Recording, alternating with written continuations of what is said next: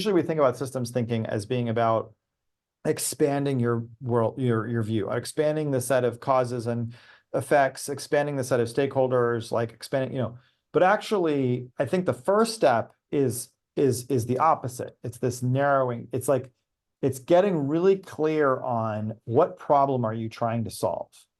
Anyone who takes courses with me or Bethany Patton like knows that you just like get really tired of that question because we obsessively ask it, inspired by our colleague Nelson Repenning, who wrote a great article called The Most Underrated Skill in Management, where that most underrated skill was being able to define the problem they're trying to solve.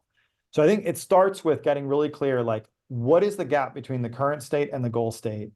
And why is that gap important to close? And can I articulate that problem statement? I think that's actually the first step. And then you get to ask, well, what are the root causes of that problem? What are the things that have driven the current state to be what the current state is? So that when we think about the goal state, we think about the actions that we might take, we can start to look for things that that might have higher leverage in moving from the current state to the goal state. And then as you try to say, okay, well, what are the root causes? That's when this more expansive thinking starts to happen, where it's like, okay, the five whys and the feedback loops that are holding things in place, or as well as then those modeling exercises can kind of spin out of control.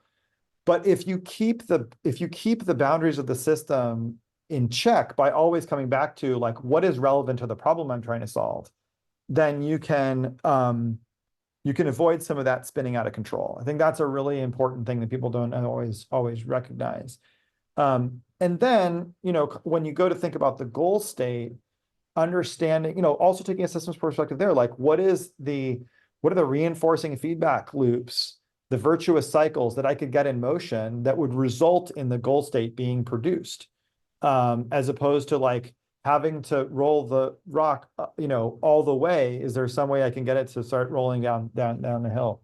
In the Fink family refed food waste example, the building, like putting energy into building an investor coalition so that you have that much more capital moving into the space as opposed to just deploying your own capital.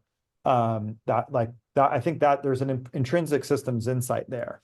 But it starts with like, we want to reduce food waste in the United States. It's from this many tons to this many tons. Like that's what organizes the conversation and keeps everybody at the same table, even while you bring a great variety of perspectives. And sometimes the definition of the problem will change as you get other interests and people at the table, and you have to be open to that.